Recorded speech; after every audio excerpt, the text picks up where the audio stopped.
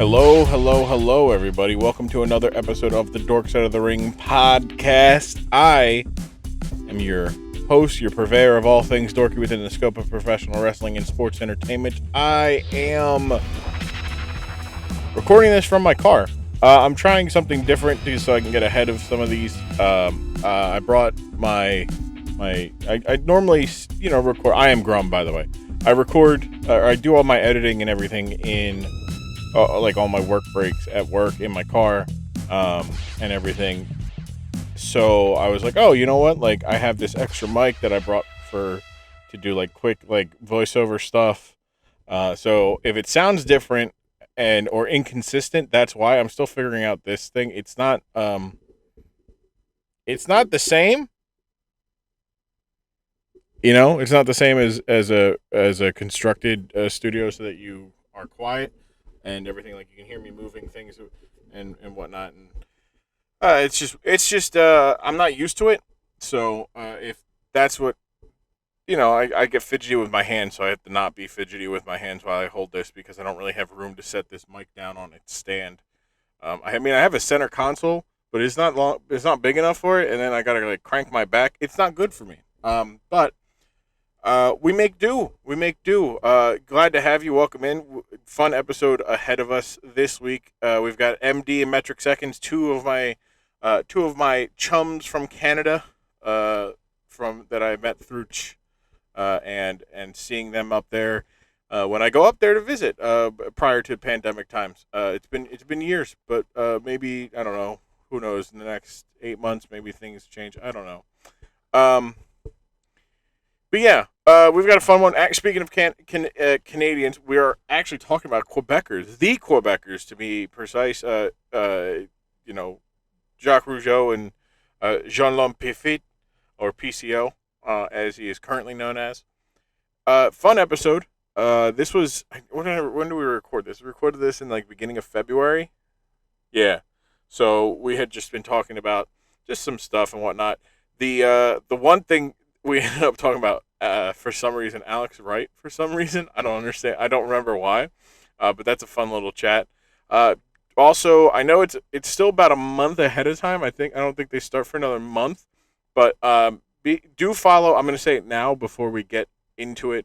Go follow MD. Go follow MetricSeconds on Twitter and on Twitch. They both are incredible forces in raising money for St. Jude's. They're going to be doing that again this year.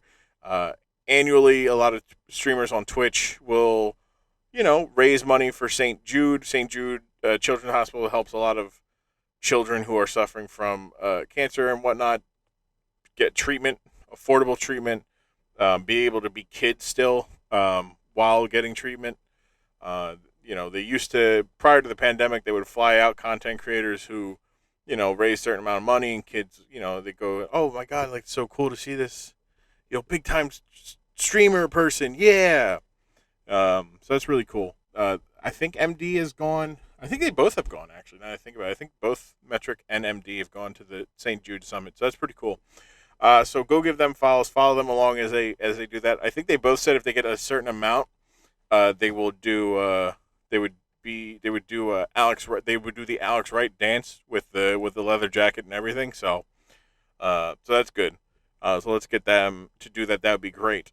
It'd be good. And to be like, oh hey, look, you guys hit the mark. Now do it so I can profit off of it.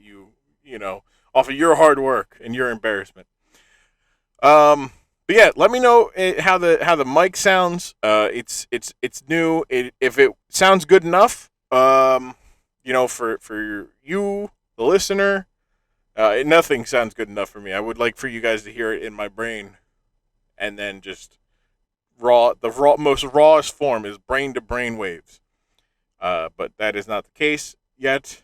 But do continue to follow us, Dorkside Ring. Follow us on Twitter and Instagram at that handle. Support.grumm.tv is the Patreon. I'm gonna try to get.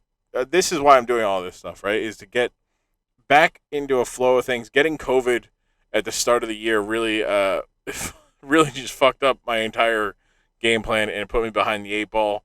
not having energy for a week and a half, and then having to play catch up, and then vacation, and then this and that, constantly playing catch up. I think I'm almost caught up on things where I can get to I haven't done any of my YouTube videos I wanted for the most of the month of actually I put up 2, and I wanted to put up one every week, and it is week 9 of 2022, which is wild to think about. There's 52 weeks in a year, and we're on week 9. I think. Is my math right? I don't think my math is right. When did we start? 26. Yes, this is up at 30. So it's week 10. Week 10. Wait, no. Yeah, week 10. It's week 10. Week 10 of 2022 already. Wow. We have 42 weeks left in the year. Let's make the most of it. By starting with listening to myself, MD, and MetricSeconds talking about the Quebecers here on the Dork Side of the Ring podcast. If it stunted your growth, thank God. Yeah, And you would have been like 8 foot tall then. Yeah. Yeah, I'm like, that's okay with me. You know how hard it is to buy pants when you don't have a waist, but you have like a 36-inch inseam? No, So- I don't. Unfortunately, I do not. I just know how expensive pants are. So Yeah, I know how expensive pants are. I definitely, I have gone to the point where I'm only buying like Levi Flex Fit jeans that come in various styles, from definitely work pants to occasional going out pants. So I sold out and found out the best place for me to buy pants was Banana Republic. Sold out. Sold out hard. I mean, there's no hey, if you're shame. going to source, Yeah. there's no shame. Yeah. You know, You get what you need. yeah. I have this If I was pair able to of get red discount on pants. shoes, I would get it. I got a pair of red pants from Banana Republic, like red. I'm talking red. Like deep red, like the Discord call button red. Yeah. And Okay. like, I'm going to wear them to the next TwitchCon. People are going to know it's me. Like, Trying to think. You're just gonna be like the only red pants I can think of in any like form of medium, and it's really just because recency bias, is like Kimmy Schmidt from Unbreakable. Yeah. Kimmy Schmidt, like her red pants, and I'm sitting there just imagining Unbreakable MetricSeconds, and just going, yeah, no, Metric's definitely rocking them pants. They look good. I really want to have more Kimmy Schmidt vibes in my life, really. I think. Yellow t-shirts and red pants. I just want to work on burying trauma to the point where I just act like that instead. Oh boy, yeah, right. It's better than therapy, I think. You know, whatever. Yeah, yeah. I mean, she goes to therapy too, which is wild, and her therapist is an alcoholic who gives her good advice when she's drunk, bad advice when she's sober. Yeah, it's just weird. Okay, so before we get really started, any questions before we really begin? As I do hit we have to record talk button. about the current product of WWE? No. Thank not God, unless man. not unless you want to. Okay. It's Okay. It's not. So what I do with Dork Side of the Ring is I grab 2 friends from a circle of my friends, like, you know, you guys Twitch Toronto, so I grab some Canadians, good old Canadians that I can trust to be Canadian and great entertainers, and most importantly, good conversationalists, good conversation with friends. And we just talk a little bit. I show you some off the walls ideas from professional wrestling in the past, or, you know, distant past or more recent past. And then we just bullshit for an hour and a half afterwards. Sure. And wherever Also the like conversation- wrestling. Okay. Yeah, exactly. We'll get into all the life experiences and whatnot. Okay. I think I'm good. I'm recording. That's good. I did the sound check while we were talking, so that's good. No, you just wanted to talk to us. I didn't realize you're using us for sound check. Yeah. It's shit. both. It's like I man. said. It's the double ice cream, guys. It's back to the double ice cream. Oh, bits that's here. what you mean by that. That's what you call it. I'm a man with 6 ice cream cones right now. No, and an oncoming diabetic shock from the ice cream, because it's definitely, knowing me, it's covered in caramel syrup. So I was I just some idea of what I was doing before we started recording. I was furiously trying to catch a Alpha Infernape in Pokemon Arceus. There you The go. new one. I did not get it, so it's still waiting there for me to yell at me and scare me. But yeah, that's what I don't know if you got. I'm addicted to it. The last All I 3 gotta days. say is, if you see a shiny, save it there. Just save the game. I'm gonna have to. Like, I have yet Yeah. to see one, and I'm like, other than the one that's programmed for you to run into. Yeah. But like, if any shinies, just save right on the spot. That's what I've been doing. So Good call. Good call. yeah, I'm loving. Honestly, I will hope they take this as the blueprint and then kind of throw in some old, like throw in the gyms. But like, I like the whole open world. I want to be able to just be like, I see that city over there. I'm gonna go into that city. Yeah. And like, oh, these people are way overpowered. That's fine. Let me figure it out. Like, I'm liking this new format of Pokemon. I think it's a toe dipper. With they're just like, all right, like we dipped our toes into the wild area idea for Sword and Shield. Let's try to make. If you don't like it, here's a bunch of shiny odds for you. Yeah, right. If you don't like it, everyone here is shiny. Good luck, So. Everybody, you get a shiny. They're shiny. Yeah. They're shiny. I literally caught an Alpha Heracross that was way over leveled, and only because it fell asleep. I'm like, all right, cool, perfect. That's the best part, because it's like they could get tired. They're like, the hell with this guy. I'm going to sleep. Yeah, Yeah.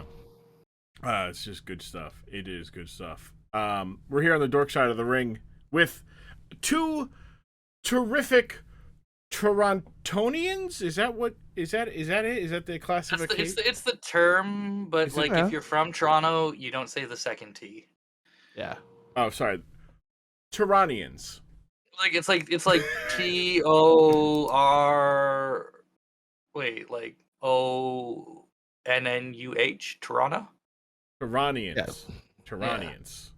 I mean, we could just give you the number version. You could just say 416ers. The 416ers are right. The 6. Yeah, that works. And then you have your 905ers who are like 905ers. Yeah. And if you have a cell phone, because most people don't, it's hard to get a 416 anymore. You have a 647. Yeah. Or now 287. Oh yeah, that's true. Oh, wow. Yeah, I forgot about 287. I was like, what is where are you calling me from? I'm learning so much about area codes. I actually got somebody texted me and they're like, I have your number in my phone. I don't know where it's from. And I'm like, I don't have this number. So I don't know who the fuck this is. And then I looked it up. I'm like, they're from Kentucky. And I'm like, oh man, this used to be easier before Twitch. Are there people in Kentucky from Kentucky that I gave my number to? That's just. I thought you were gonna ask if there's a Kentucky in Toronto, which there is. Only the fried chicken. Yeah. Oh, trust me, I know. I went there. Yeah. It's. I mean, Canadian fast food not as good as American fast food. No, it's not. You guys care about what customers put in their body. But the problem is that American burgers. Oh my god. American burgers are so good. It's the steroids. I don't care what it is. I'll eat it. I don't eat. We have really high standards on beef, but it doesn't taste as good. I want clean. The gross stuff. Yeah. I want the dirt. Things. I want the Give me that. I want that. I want the mud. I want the worms in the mud. I want it. I want it all. Yeah. It's American burgers are like a delicacy. People don't understand how good they have it, because my girlfriend came to visit me from the States for Christmas, and we had a bunch of burgers, and she told me flat out, a lot of this is not as good as what she can get over there. It's true, and I was not offended because I knew this.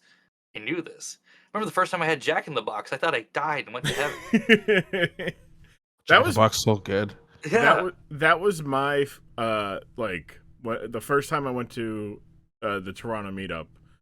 I was like, all right, let me get an American style pub food type situation, and ordered the food, and I'm like, it's there, but there's something missing, and I'm like, oh yeah, unregulated health things, it's the steroids and the sugar, the artificial flavors.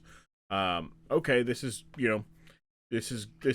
it's fine. I'm like, and then I started having like more like local, food made by people, like fresh. And I'm like, okay, yeah, no, this is good. Like Toronto has a really good food. Like we went to the fast food parts are not good, but if you find someone local, it's like really really Yeah. good. yeah, like And honestly, the cool thing about Toronto is probably the fact that it's got so many different kinds of cuisines. Yeah. So So, yeah. I had Korean barbecue for the first time. Metric, you were there. yeah. That was the first time I had Korean barbecue, and I was like, yeah, if this wasn't as pricey as it was, like this would be the bomb, like because there's so many different options that you could do, and I'm like, let me get some beef, let me get some pork, I'm like, you know what, let me try this. I tried it. I don't what was it? I forget what it was. It was like a beef seafood thing. Yeah. And I'm like, okay, it was worth a try. I'm gonna stick to the foods that I'm comfortable with. Like, I'm like, all right, we're fine. But yeah, so I must say with Korean barbecue, I bring it up a lot of times to my community, and they love it, but they don't go to it too much because it's so expensive. And I'm like, you don't have all you can eat? They're like, what? What do you mean? I'm like, we have so many options here. Yeah. Like, they have to kick us out to like, you leave. Like, you had all you can eat. I'm like, no, I didn't. I want another rib, please, right now. You don't know the my other thing stomach. About Korean barbecues, when I go, I have someone supervise me because if I just cook for myself, I'm gonna make myself sick. I don't cook it right. Like, I can cook at home, but whatever those burners are, I don't do it right. So the best thing you can ever do if you go to Korean barbecue, go with your family. Make your mom take care of you because she will cook for you right in front of you. It's great. So So that Korean barbecue was the first time, and I'm like, oh, all right, like, so what do I do? Like, does the person, my thinking, because I don't know the difference. Like, I'm like, oh, do they come and like bring it here? I pick it off the, they take my plate and cook. No, you cook it yourself, and I'm like, oh, all right, well, I think that's kind of pink, but not pink, not too pink. All right, that's good. But yeah, we don't have like I don't think there's an all you can eat around me. I think it's you get like. Have you ever been to Mongolian Grill? No, I've not. Mongolian Grill's really funny because like you get it's like a buffet style. You get a bowl, you fill it up with meat. You give the meat bowl to a person at this grill. They grill it for you and give it back, and then you just keep going up for more bowls, right? I tried to get them to grill my salad. They didn't want to grill my salad. I was like, come on. But apparently they have a no salad grilling policy. I was You might as well try, right? Like, see, you're gonna grill everything. Be about it. Don't talk about it. Exactly. Mongolian Grill, we're coming for you. We are coming for your fraudulentity. Second attempt here to do the introduce the guests. We're here. No, this is great. This is like that's what I just like. All right, cool. Torontonians turns into area codes, turns into food, turns into threatening Mongolian Grill as a company. We're here. Yeah, I don't think you're gonna get that sponsorship anymore. It's now. fine. That's all right. I mean, maybe. Look, maybe it's one of those ones where we just turn it around. Like, they'll challenge you or something. Yeah, I challenge you to come here and say that. Yeah, I'm like, I challenge you to grill my salad. What are you talking? Like, I guess we're like tomorrow they just start promoting their grilled salads, and we're like, oh, they were listening. Yeah, they were listening the whole time. Trust me. Every time something happens on the podcast that turns into a prophecy. Immediately just like, yep, nope, that's it. That happened. We talked about it first 7 months ago on a no-name podcast. We made it happen. You're welcome, world. It's worked a little bit. I think you should copyright strike them just for that. You really have proof first. Look, I need to start. That's why I needed to start doing that. I need to start just, like the typewriter monkey and just start saying a whole bunch of things and just have it under... Get myself an LLC so I can do the whole DMCA, with proper. Just hit back, hit back at them. We're here with from the Twitch Toronto Greater Toronto area Twitch community, or the GTA powered by Twitch. I as a Twitch Philly or Philadelphia community meetup powered by Twitch. the whole thing. I understand the legality of the wording. But we're here with hold on, I need to do the quick alphabetical. We're here with MD14, and we're here with MetricSeconds. MD, hello. How you doing? Yeah, I beat you by one letter. I just realized that. It's fair, you know. I'm sorry. The closest, the closest we've had with alphabetical order of guests. Yeah. MD, how are you doing? I'm doing very well. How are you? I'm doing well. Metric, how are you doing? It's my day off, so I woke up at like 2 p.m. So, yep. Oh, that's the best. Yep. Mm-hmm. Yeah. I just came back from vacation where I woke up at 11, 12 o'clock almost every day, so it was good. But now and then I woke up today at 7 o'clock in the cold and not happy. But that's just me. We're here. Let's do some introductions. I'll clear the way for you guys. I want to see something. It's been a while since I've had true, properly, quote unquote, properly trained entertainers and commentators and broadcasters on the podcast. I feel like we're being oversold, but okay. Trained? I was about to say trained? What? Hey, I put it in quotes. Oh, okay. Trained by fire still counts as training. MD, introduce yourself. Tell the people a little bit about yourself, where you can find you, and things you hold close to your heart. Yeah, you can find me at anywhere MDEE14 anywhere on any platform. I make sure to try to get my name on any platform. I'm a variety streamer on Twitch, partner streamer as well, and I do a lot of charity streams, and I'm looking to do some more this year. Yeah, look at that. Quick, concise, to the point, where you can find it, what you do. I like that. I had my bio pulled up, so I was able to read it. Look, I was buying you guys time. I'm winging it. All right. We're gonna Metric. Let's go. Metric, what about you? Introduce yourself. Let the people know where they can find you, what you're working on, what you hold close to your heart. I'm MetricSeconds. I've been streaming for just over 5 years on Twitch. Partner for almost 2.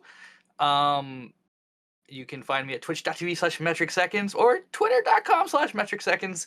If you ask where Imperial Seconds is, that's the name of my bot. I already thought ahead. I got you. Don't worry about it. So I play a lot of variety now. I used to do a lot of Darkest Dungeon. Did about 3,300 hours of that. Have the tattoo. Got the Deathless run. I think I'm pretty good at the game. We'll do more later, but I love strategy and whatnot. But right now I'm just doing a lot of like open world RPGs. So yeah, that's about me. Hell yeah. Listener, this is me saying that these two, go follow them on whatever they're doing. For multiple reasons, great follows, and their content is pristine. It tastes like professionally made Korean barbecue roast beef. If you're into roast beef, I don't know. If you're not, I'm in the roast beef at a Korean barbecue. But yeah, so great intros, fantastic. I would put them towards the top of the intros in the general sense that I always like telling everybody that they should just plug themselves as often and as ferociously as possible. Not to be confused with telling other people to go fuck themselves. Those are two different things. Plugging yourself and fucking yourself, those are similar in one field, very different everywhere else. This segues into me asking about what the swearing policy was, and now I know, so I don't have to ask. Oh, well, yeah, yeah. You see, that's why I got to put that in like the information, like, hey, like we can curse, like you can let it fly. Like I've told the English guests that we've had that if they want to throw out a certain word that us North Americans don't tend to say because it has a very strong negative connotation. That's they're British, so it sounds proper coming from them, I guess. But yeah, we can swear. It's fine. It's my podcast. No one, my mom's listening sometimes, but she curses more than me, so. So what we do here after we do the introductions is I want to get a little bit of a understanding of your background with professional wrestling. So we'll start with you, Metric. What is your background experiences with professional wrestling, sports entertainment, and the like? So I grew up watching WWF as it was back in the day, late 80s, 90s, Attitude Era, a bit of the PG era, then dropped off. But I mean, my most favorite wrestler in the world was Macho Man Randy Savage. Uh, Yeah. could cut a promo like nobody's business. If you go look it up on YouTube right now, the Cream of the Crop promo, it is one of the greatest things you'll ever see, where he brought a bunch of coffee creamers to a promo with Mean Gene Okerlund, and he's just putting them all over the place and bringing out more, and you're just like don't pay attention to even what he's saying. Just pay attention to his hands. It's amazing what he's pulling off. Cup of coffee in the big time, yeah. President Jack Tunney, yeah. Thinks he can get one over on the Macho Man. Cup of coffee in the big time, yeah. Ricky the It's Dragon, so yeah. good. Yeah, it's so good. And so growing up, through the Attitude Era, I was a big Jericho fan.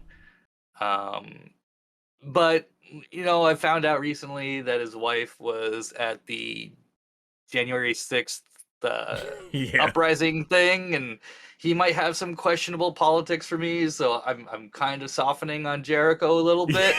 Good call. Yeah. Oof. Yeah. Talk about really just screwing the pooch in terms of being beloved, because he was just so like the antithesis of what you think of like a WWE wrestler is, and he was still like, one of the greats. Yeah, And and he was always an anti-authority character, and then Yeah. for that, I was just sort of like thinking, it's I didn't see that one coming. I did. Yeah, right.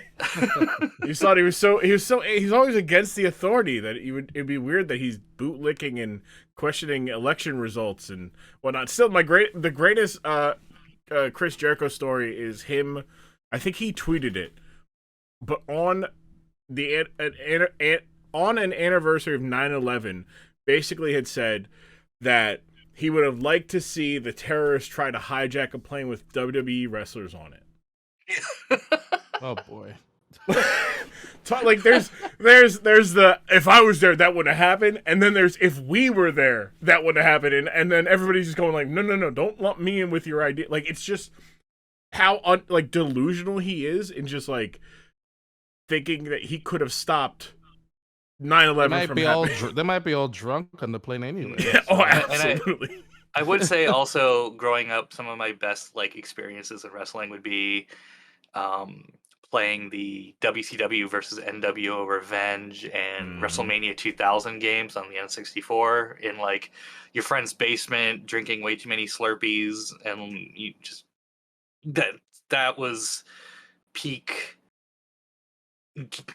wrestling fandom for me, was just enjoying that.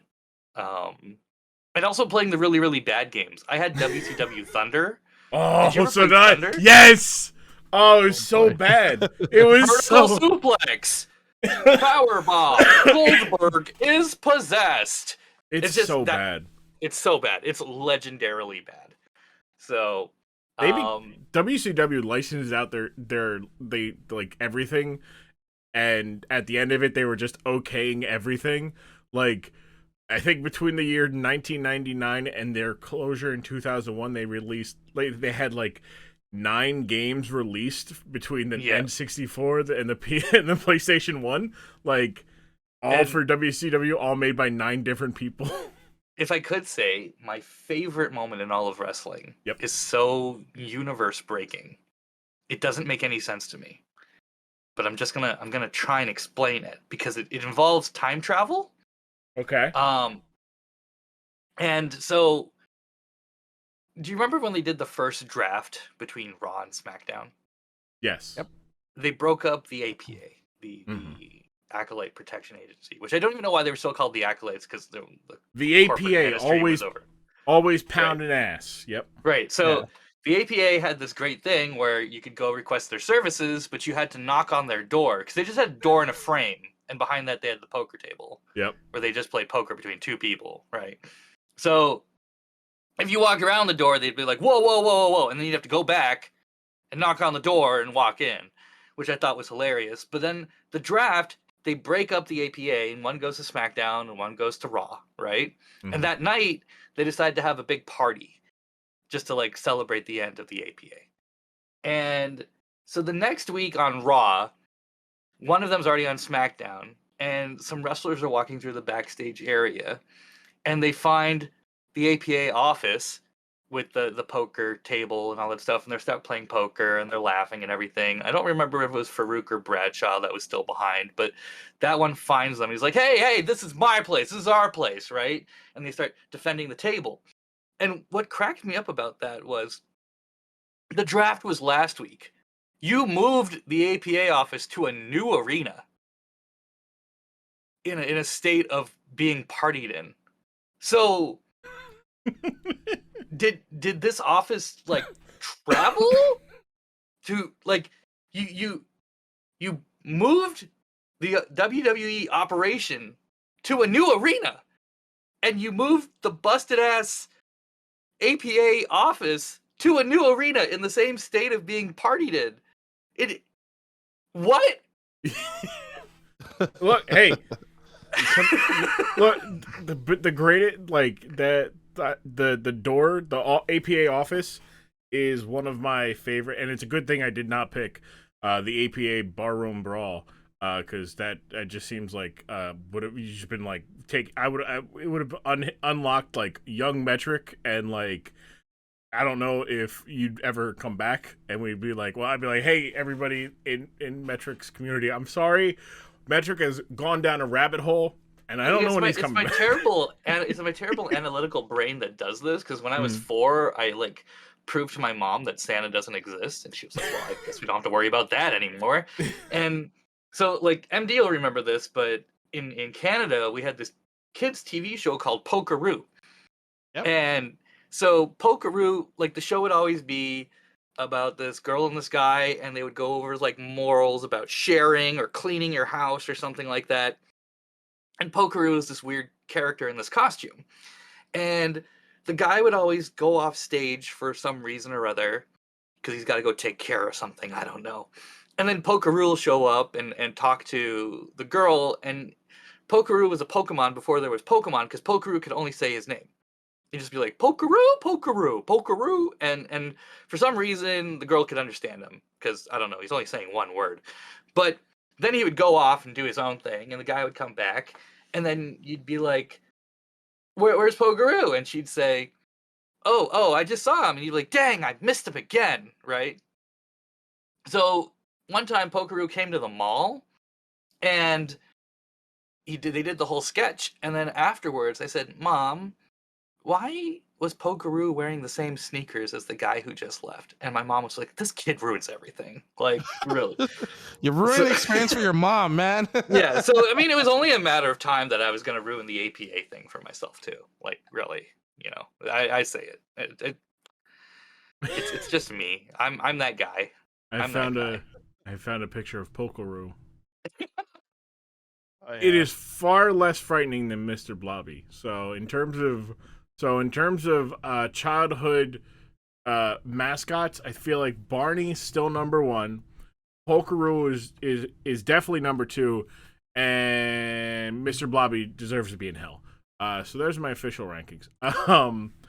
But yeah, no, like the I'm trying to think, because like I was also looking up to see if I could find a picture of the partly destroyed yet partied in APA office, and I could not find one. But I do remember that. We're like the following week they just kind of were like, yeah, the draft happened. This is everybody gets to say their goodbyes this week, and then next week we're back to, you know, everything goes away. Everybody goes their separate ways. Yeah, and they had a time traveling office. I don't. We don't question the APA. God forbid Ron Simmons decides to, you know, are you questioning me? No, sir. Yeah, what if JBL sues me? He's got money. He does have money. He does have money. MD, what about you? What is your experience and background with professional wrestling and sports entertainment? Pretty much the same as well. I watched, like, you know, in the 80s and the 90s as well. I would say definitely my favorite era, like most many, is definitely the Attitude Era.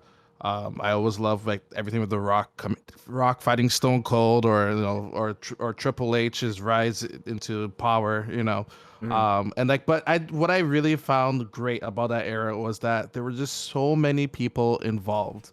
Like any one of them could have been champion. Like it could have been Mhm. like one week could have been The Rock, the next week could be Kurt Angle. Then Stone Cold would just come into picture. Then there's Triple H. Like there were just so many people, like on like today, which sometimes I still kind of like peek in a little bit. I just get like a quick summary. Yeah, me too. Of Actually, I check the summary yeah, every now and I just get the quick summary. I watch it via what culture, because they just do like a funny ups and downs show and everything. But but like that's basically like my whole like background with wrestling. Like all the main events, mankind being tossed off and then slammed through the cage, and then he's like, do it By again. God! I'm like, by God, he's dead. And, like Jim Ross was like the best commentary ever. Like even sometimes I just like catch myself watching a video on YouTube and be like, let me just see this moment again, and like I'll dabble into it, and I was watching someone earlier today. They had No Mercy playing in the background. I'm like, oh my God, it's No Mercy! Like I love that game. Like I still find that one to be like one of the best wrestling games out there, and like the silly music in there. But like it was just honestly, it was a golden era. It kept me very entertained, and you never knew what was gonna happen. And then even when you found out when like it wasn't real and everything, um, The stuff they got away you with were too. still invested. Yeah, like they got away with so much for so long, but like that, but then like you just get involved with story, because even though it's like, okay, well, this is gonna happen. Like I want to know how this is gonna happen. Like it's our own like soap opera in a way. Everyone watching Yeah. Days of Our Lives. I'm watching Raw or SmackDown. And like I also I like Jericho around that time as well, and I always found he had like one of the best like entrances of like Yeah. just appearing, either like when like his first debut he interrupted The Rock. Like that's like no one would like even, and knowing that he got buried by The Rock that same night too. Yeah. But then he still was able to like withstand himself and make himself into some like to what he is today and everything. Like I mean, in the the man can positive put light, of himself course. over no matter what. Like Yeah. he put over a what do you call it? A notepad. Like The list. Yeah, the list of The Jericho. list and everything, yeah, and Yeah. in a silly scarf and everything, and Yeah. clicking with a pen. But like, and like they even took a chance with him with like making him the first undisputed as well, and Yep. like I even lost though- my mind that night that he Yeah. won that tournament. Like that was He you beat- never expected him to win. Like No. you don't expect the guy to beat The Rock, and you certainly don't expect him to also beat Stone Cold yeah, immediately after that. Like yeah. it's just There like was just so much going on, and like it's just like, and like I said, like we know it's like all planned, but like it was just well done. And like I always remember when he went away to go with his band, and I always remember when he came back, like even like the whole like save us promo, the and code! all Yeah. stuff. The code, like, and like, cause for a while, like, even people would go on the website. What is this code? Cause you had to go on the website to find out some parts of the code, and like, who does that for one wrestler? Like they don't. genius, just genius. He comes in genius, and then like the poor guy with the torch for Randy Orton's. The poor guy was dying and this running, and because he's in pain, he's been running for like the last 2 hours of the show, and then Jericho's right there with a clothesline, and everyone's like, "What the hell was that?" You just see him do his pose, like, "Oh my God, it's Save Us Y2J! He's here right now!"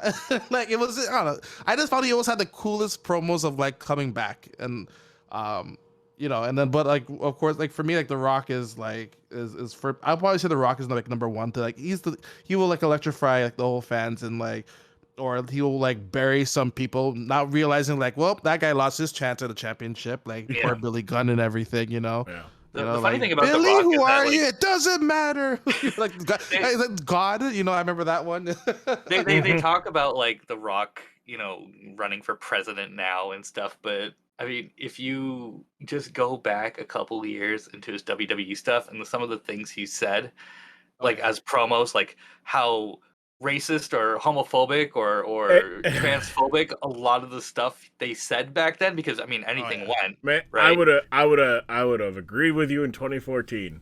Yeah, not a, That's- Yeah. Not now. Not unfortunately, not now.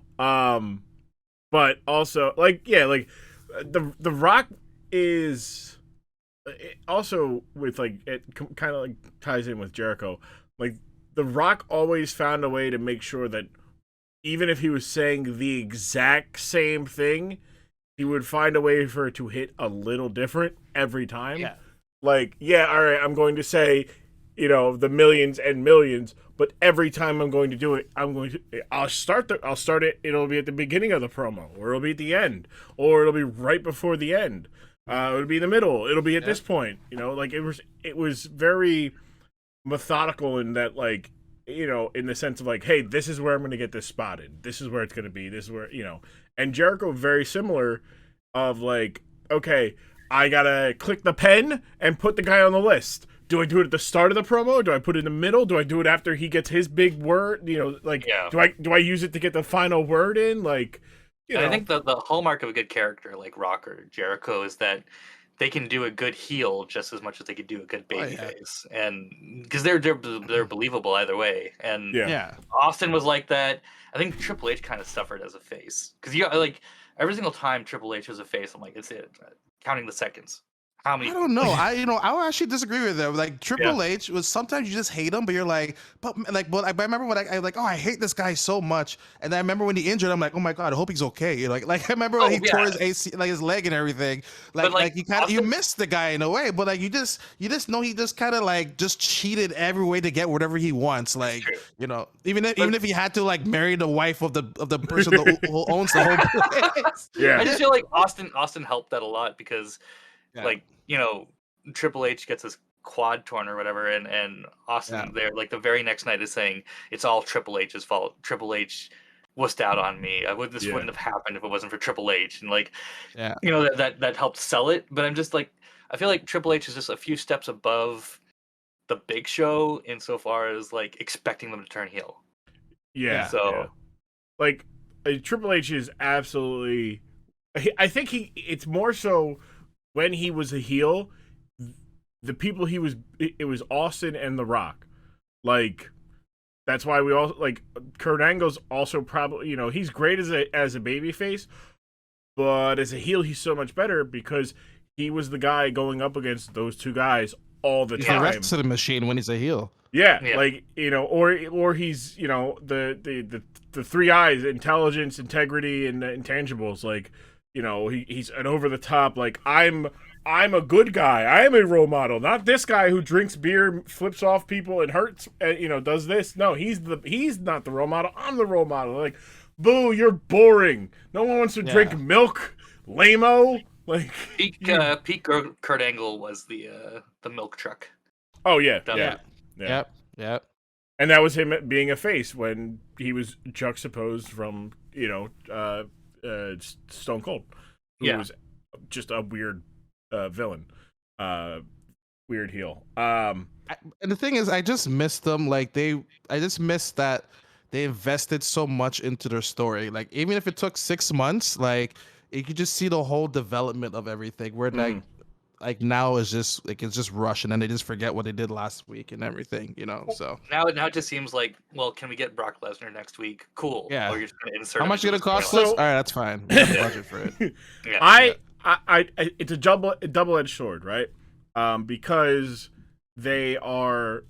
So I'm in full camp of wrestling today is just as fun as it was when I was a kid, because I take it just as seriously now as I did when I was a kid. My first match, I saw a man get thrown off of a Hell in a Cell, then get thrown through a Hell in a Cell, then get thrown onto thumbtacks, all the while getting beat pillar to post by a man who claimed to be dead.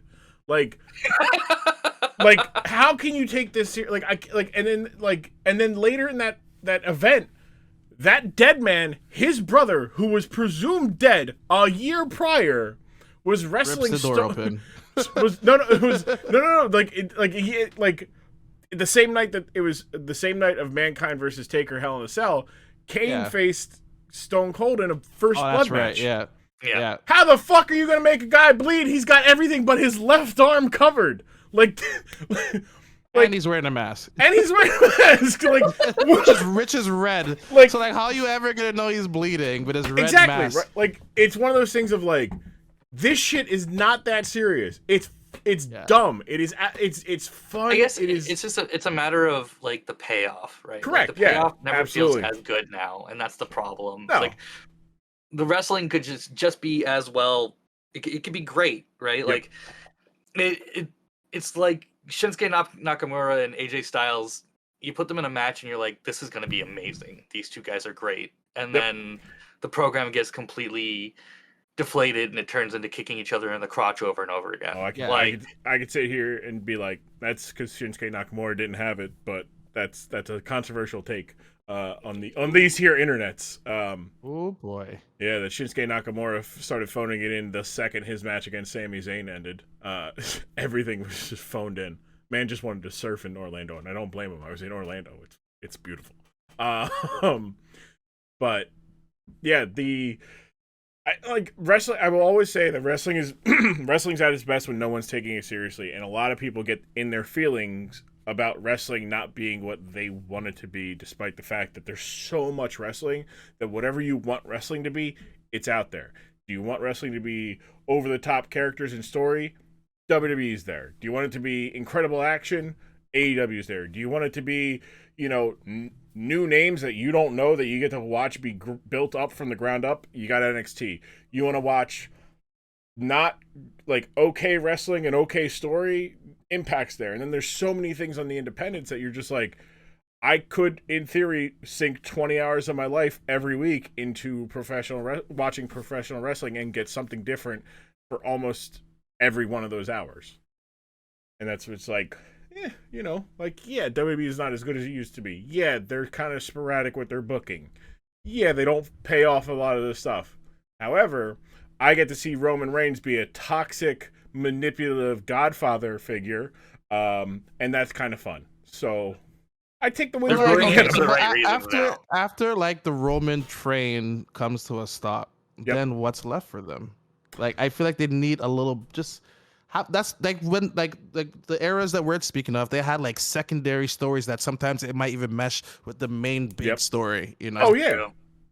But now it's just like, all right, well, we're waiting for Roman until the second hour of the show here. Okay, let's just wait for a little bit. Sometimes it comes out first, and then you're like, well, what am I gonna do for the rest of the show? That's the thing is that back in the Attitude Era or even the PG era, you had like main eventers and you had side eventers or mid carders or whatever, but like they could step up at any time, right? Like Sheamus could be going for the Intercontinental title, or he could be going for the championship. Yeah, he could be doing either. And now you have your main eventers, you have your Roman Reigns, your Seth Rollins, or whatever, but then you're littered with all these part-timers who come in and leave, and you're like, I don't find it believable. I don't find Brock Lesnar believable because he's gonna leave. He's gonna leave. I don't find Ronda Rousey showing up for the Rumble believable because she's gonna leave. I don't feel like she wants to be there. I think she just had a year left on the contract and was like, right. Yeah, I'll get back.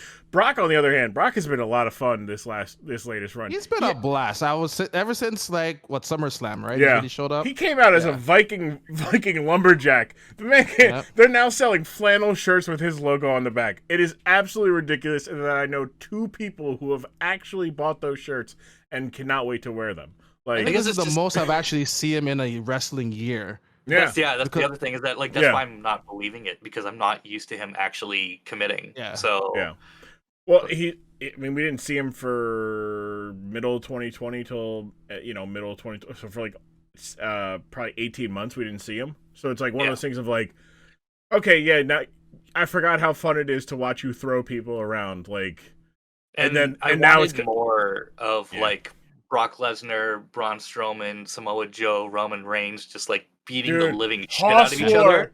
I wanted more Samoa Joe and Lesnar because Samoa Joe, when he talks, you believe it. Yep. Yeah. Like I know what I'm watching, but I'm like, man, I feel like this man's gonna kill this guy. Like that was the closest. Like when they had Braun Strowman like throwing people around and stuff, like that's when I was starting to really believe that the product was getting like rehabilitating itself, because you had these larger than life characters. Literally, Braun Strowman is larger than life. Like he's Yeah. huge. Well, they got Omos now, who has far more personality, but he's getting there in the ring. I like Omos. The man comes out wearing to be a fair, Cuban Braun Lincoln. Strowman didn't have any skills when he started, right? No, that's the thing. He just wore a mask and everything, yeah. But yeah, and eventually he turned. They were like, "Oh, hey, can you slim down and not be a chunkster?" And then we'll just start. Also, this goes back to my point of Roman Reigns being this like era's like GOAT. We don't like Braun Strowman as much as we do if he's not yelling, "I'm not finished with you yet," and running through ambulance doors. It was great. Like we're not going, "Look at this big man do incredible things." He flipped an ambulance. Like, yes, was it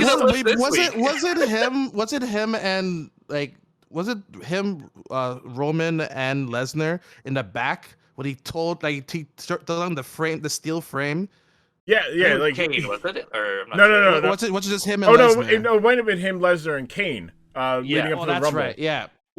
There's anytime, and this goes. Even when I saw, I was like, "This is nuts! I want more of this. I want this stuff." This is why I always say, no matter how great a guy like Adam Cole is on the mic and on the ring, I will take somebody who is 80% as good as him, but who is 180% bigger than him. Like, you give me a guy the size of Randy Orton, and he's able to do some incredible, and he can do like half as much stuff, but and he puts together I just want to see big people do big things. Like, as a 6'2" or 300 plus pound guy, like I can't sit here and go like, yeah, like that's great. That guy's shorter than me. That guy can't fill out a t-shirt like me. That guy's got a gut as big as mine, and he's shorter than me. And no muscle.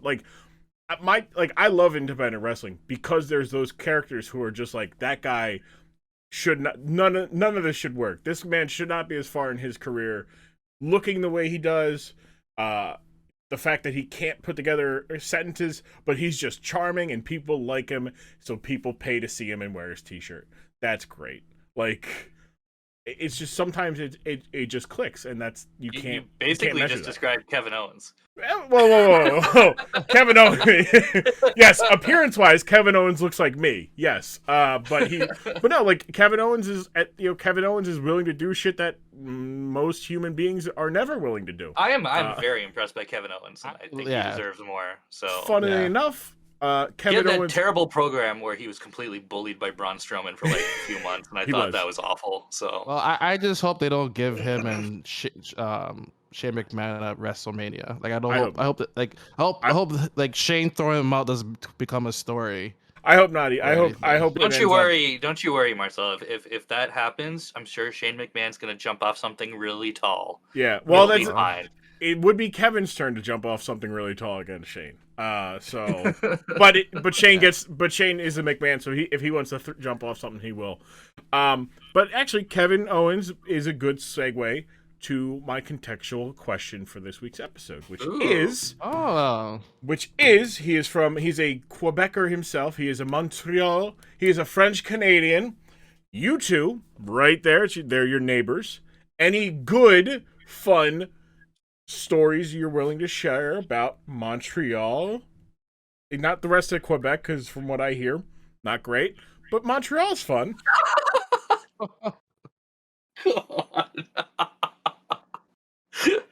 Look, I'm just going on. I've never been to Quebec, so I just go off of what everybody says. And they're like, yeah, just don't go anywhere outside of Montreal. Just stay there. Trivia here. Quebec City is pretty nice. I would give Quebec City. You want some trivia? I was born in Montreal. Oh, ooh, yeah. You're a Quebecer. Interesting. Yeah, actually, my first words were French. They were "boîte de neige," box of snow. God bless you. I don't know. Yeah, it's weird. Yeah, and then my mom was like, "All right, we're leaving." They're too. I don't like it. They're too Quebec over here. We gotta get going. We gotta move. What about you, Marcel? What about any good? You were speaking highly of Quebec City, which I'll write that down. I always know Quebec City is it's if you want the European type of vibe of thing, you want to go to Quebec City. Montreal is kind of like the blend of like just another. It's like another Toronto, except if you speak English, sometimes they get a little pissed off at you. I will say Montreal is a cleaner city than Toronto because it's an island, so they have to get rid of their trash. Yeah, but it's full of potholes all the time. They don't pay for infrastructure. They're You're like always on construction. Their bridges are always falling apart, and I understand the mafia has their money in the construction. There's a really good joke that Grumm, you'll know this. If you ever cross the border from Ontario to Quebec and it says like now entering Quebec, the road immediately sucks. Yeah, like you feel it. I feel it. Yes. So in your car before you go there. So I've driven to Toronto once. But I went through Buffalo because that just makes sense. But I did stay in Ottawa to hang out with Jules Meister and Cheese Whiz. They're good people. Great people, fantastic people. Love them. It's actually two of my first like Twitch friends that I made. So going in Ottawa is like half, which is a very interesting to me, that it's a city that is split between the two provinces, and I'm like, why is that? And they're like, well, because Quebec is Quebec, and I'm like, no, that doesn't make sense. That doesn't make sense to me. In the past, we couldn't share of who wants to lead our great nation, and we decided right in the middle, and we're like, fine, but I want this side of the city. You're like, fine, you get that side of the city. And that's it. But if you want to get alcohol at any time you want, you just drive over to Quebec.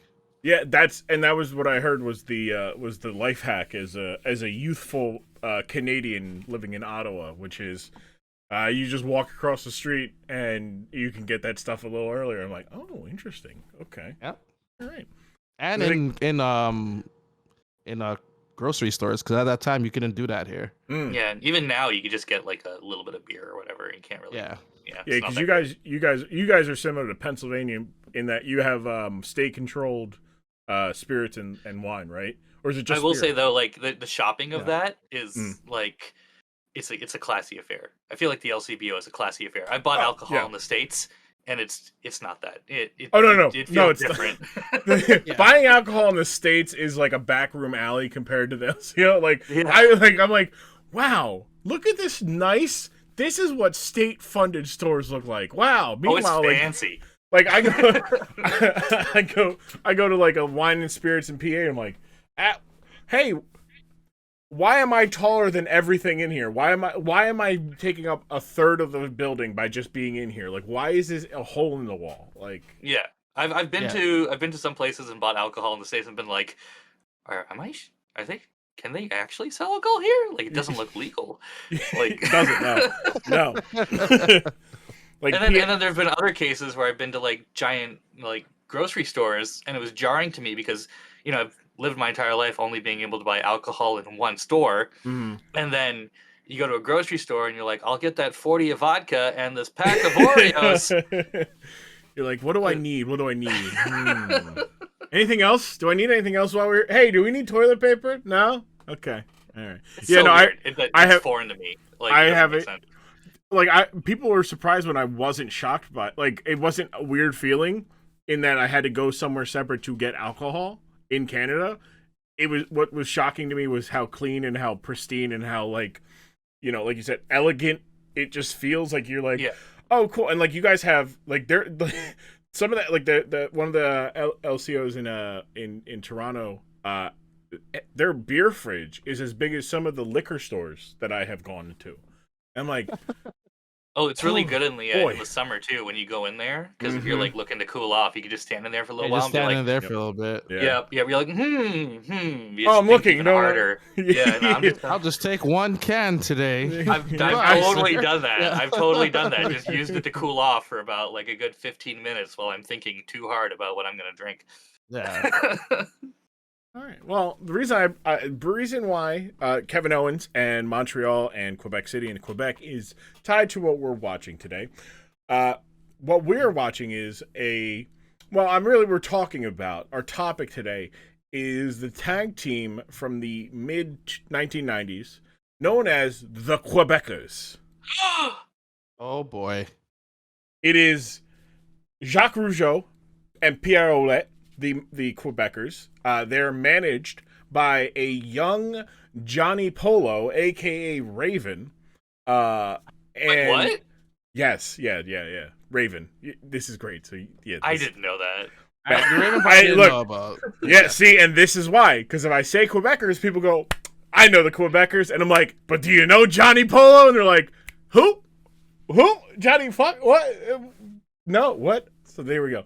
We're going to do that. We're also going to watch from probably their peak of being like a featured act, kind of, as a Quebecers.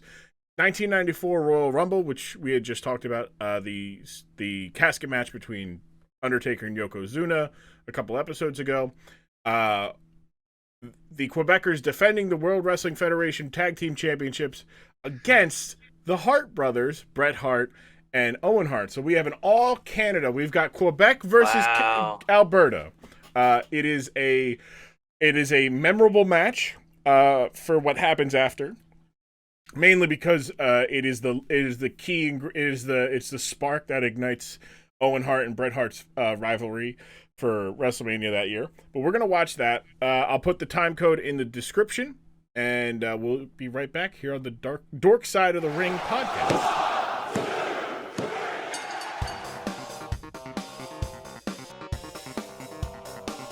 It is I, the American Dream, Dusty Rhodes, here to tell you all about the good stuff we got cooking over on Grumm.tv. That's right, where you can find all your glorious Grumm content like the Dork Side of the Ring, live streams, and YouTube stuff. That's right, coming down the pipeline. Go to support.grumm.tv. You get all this early for what the price of $5, like a Twitch sub, baby. You get all of that for $5, but prices start as low as $1 for supporting Grumm. Now you over on Grumm.tv's list of upcoming things that you can get. Yeah, baby. Let me tell you something. You're gonna see some more Dork Side exclusives. You get like the topics that are coming up. That's right, baby. You could also see the videos we got. We got Poison Grumm Locks. I don't know what that is, but it sounds like a Pokemon thing. We got Pip-Boy and Me episode 2. 6 to my stomach. Worst things Philadelphia fans have ever done. And some more stuff. That's right, even more stuff, baby. You also can see at the $10 tier, you're gonna be able to see watch-alongs of the upcoming from the Yeti debut, baby. That's right, the Yeti with It's Only Jill and Mop Garden. You also see the Junkyard Invitational, baby. That was a Whack Human Being and Ben Simmons Jump Shot, baby. Anybody on that? Good time there. That's at the $10 tier. That's the $25 tier, though. Ooh, baby, it's $25. You know what you get there? Grumm gonna watch this December to Dismember. That's right, December to Dismember, the only ECW under the WWE pay-per-view for ECW. It's gonna be Grumm and Jim Jam and Ruby. That's right. Some 3 good funny boys watching that shit. That's gonna be good shit, baby. But that's all on the Patreon, baby. You also get there support.grumm.tv. That'll get you everything you need, baby. Now back to the show. That's pure anger right there. We're back here. You just don't make sense. You're like, I hate you right? So much. I kick your leg out of your leg. That's another leg. You know? That's a kick. Yeah, and you now have no leg from your leg. No leg. We're back here on Dork Side of the Ring. That's actually probably the second most like lost in the sauce moment. The number one being Booker T being lost in the sauce, and God, and saying something. The look on Booker T's face after he said that. Was like, oh God.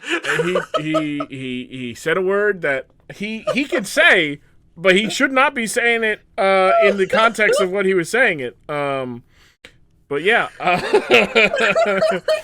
Hulk Hogan, we are coming for you, and then a word that I will not say.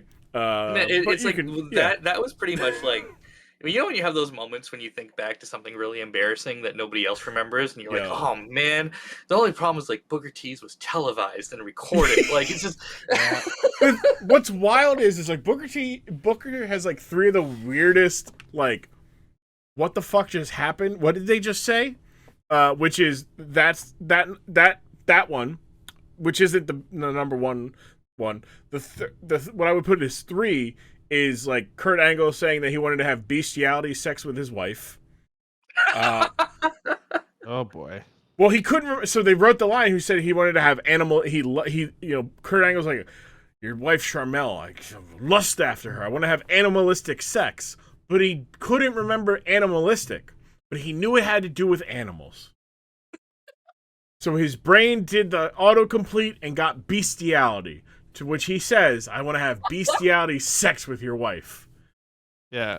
I mean, there's also the fact that he calls his wife, a black woman, a gutter whore, which, not good by any measure, but specifically... Then there's Vince McMahon dropping the N-word. There we go, yes, that's the number one, which is Vince McMahon going, what's up? Says it, and then they go to Booker T, who's just like, tell me I did not just hear what he said. I still don't understand. Yeah. Like the problem, like there was no reason for that. Yeah, none. There's some movies I watch and I get really ticked off because I'm like, man, how many people worked on this thing and nobody said at some point, this is really stupid. We shouldn't be doing this, you know? Yeah. And how many people were in the room deciding that this was going to happen on WWE on live TV. Yeah. And no, not a single person said, no, no. Like, come on. But I mean, WWE's full of those things where you're just like, they really did that? They did that? I mean, Al Snow had a legitimate match against a mannequin head. I mean, he wrestled with the mannequin, and that they got rid of it because women, I forget what the group was, but people were saying that it was displaying violence against women because it was a mannequin head. It had hair, long hair. I was also too young to get, or I was just too innocent to get the joke about Al Snow's intro music about what does everybody want? Head. I didn't understand that. What does everybody need? It's like only years later I was like, oh, that's what that meant. That is why that guy he like I'm pretty sure his intro has like made him go on a little bit longer. Like he's like, oh, you're a hit amongst young males, and males are like, oh, I wonder why. Yeah, I mean, look, same thing with Val Venus, right? And Val Venus has turned into a QAnon marijuana farmer. No, really? Yeah. He's out. Buddy's out there. He used to just be out there in a weird way. Now he's out there in a dangerous way. I think his Twitter got taken off or something. Well. Which he was pissed about, and then he was like, well, you can't silence me on my brand. And they're like, remove the brand. Because he basically was like, yeah, I'm invading your band. And they're like, you can't do that. I would say never meet your heroes, but he was never my hero. So basically, if like when we talk about the Attitude Era, right? Like, yeah, it definitely comes with that rose tinted glasses, and people are like, when are you going to throw it to the thing? Like, did you guys even watch the thing? We'll get to it, I promise. Because but the Attitude Era was just like a fever dream. Like it could only exist in that 3 to 4 year window of society. Like we just were like, yeah, South Park, Jerry Springer, yeah, debauchery, hell yeah, violence towards women, insulting women. Yeah, I remember listening to the talk radio station in Toronto's CFRB, and this one guy was going on for like 2 hours about Stone Cold Steve Austin giving the finger to people in the crowd and stuff, and people were calling in and being like, this isn't right, and blah, blah, blah. And, at the time, it was incredible that he was actually flipping off the crowd. I mean, it's only been in the last 6 years or so that people say shit on TV, on Canadian television, without it being censored. It's new. Like, we've insofar as censorship or those kinds of ideas, we've come a long way as to what you can do now. But even then, like when WWE shows old footage and people are bleeding, they make the camera go black and white. They don't show blood anymore. And I think that's funny that they explore all these weird topics, or they have done all these weird topics about sexuality or violence against women or whatever, but blood, like Batista and Jericho had this cage match on Raw where I think Jericho actually won the title on that one, but he won it through disqualification because they organized this thing where Batista was gonna get himself bloodied up. Jericho was gonna take a piece of the cage and hit him with it or something, and it was like Hell in the Cell or something. I'm not sure, but at the time Batista was not a huge movie star, and Vince hit him with like a massive fine. It was like Yeah. $100,000 or around there. And Batista said it was actually crippling. Like it was actually just a huge deal for him to deal with that fine. So I think Jericho helped him out with that fine. I think Or someone helped him out with that fine. I remember hearing like something like that, and then like someone stepped in to help him with the fine. Right? Maybe it was Cena or something like that, or something. Because I remember that match, like because he wanted to make it more believable. So and they weren't doing the blading thing anymore. Like if you're blading, that's like a fine right there. Yeah. And even like back like with Bret Hart and like with Stone Cold, they made it look like it was an accident, but that was on purpose as well. And then you're like, oh, like there's nothing we could do. It was just it was an accident, Vince. What do you want from me? Yeah. So, yeah, it's just like the fun thing about like listening to a lot of these podcasts that comes out, like Bruce Pritchard's, Eric Bischoff, is talking about how difficult it was to be an American product, but having to understand that like you're also you're like they're expanding, like when they with their deals in Canada. I think they were on TSN at first I think. And then TSN, when they did a chair shot, and there was a rebroadcast, they would pan to the camera. Yeah, a shot of a shot of the crowd, just like a random shot of the crowd. You're like, why? I wanted to see the guy get hit with a chair. Yeah, like come on, why do I want to see the crowd? I don't want like. And you just think about that, right? Like that's just for Canada. Like I know Germany has their own their own things. I mean, shit, like you can't put blood in video games. Like if your video game has blood, it makes it like unsellable in Germany. So it's like, how do you have how do you do these matches? Like you're so like Germany became their like number 2 or number 3 like country after Bret Hart like started to grow. Like it was like it was like America, Canada, and then Germany. Like he's like Hasselhoff over there for some reason. I don't understand why. But like, all right, well now you start doing blood. You have blood in matches. Well, that's gonna get you kicked off. Like they're gonna immediately kick you off of like they're gonna cut the feed, and you're just gonna piss people off. And like and the regulation organizations, they're not gonna go like, yeah, sure, you want your quote your fake fighting. No, you just don't. They have to follow what we have to do. They don't get preferential treatment just because they're America and whatnot. Which WB forgot that a lot of times. But like the amount of effort you have to go through to like be carried internationally at the time, and even now, like people don't understand that when they're like, oh, wrestling is so desensitized because they're not cursing. It's like, man, these companies want to be aired in places like India and China and like Saudi Arabia, and they're going to these places that like are unfathomable 20 years ago. If you were to tell somebody, hey, 20 years from now, WWE is going to have an entire show for the Indian market, and they're like, oh, like Native Americans? No, like India, the country of like 2 billion people. It totally made sense for Jinder Mahal to be Randy Orton, like top talent. Like it actually made sense. I saw it. Like I'm not saying like, oh, he's Indian, I'm Indian, this is great. I'm just saying that like the dude, he looked the part. Like he's huge. He was ripped. He came back like a beast. He came back ripped. I was because they're like, that's not the same Jinder I know.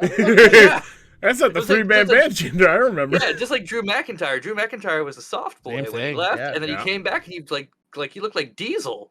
Like he still does. Like Like that's the thing is like it goes back to the thing.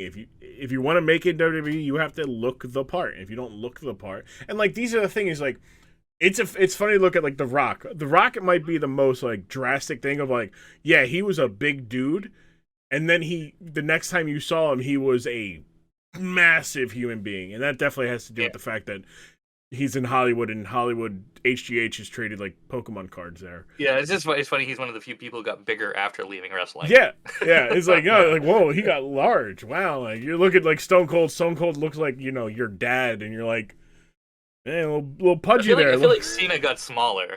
See, yes, like, well, yeah.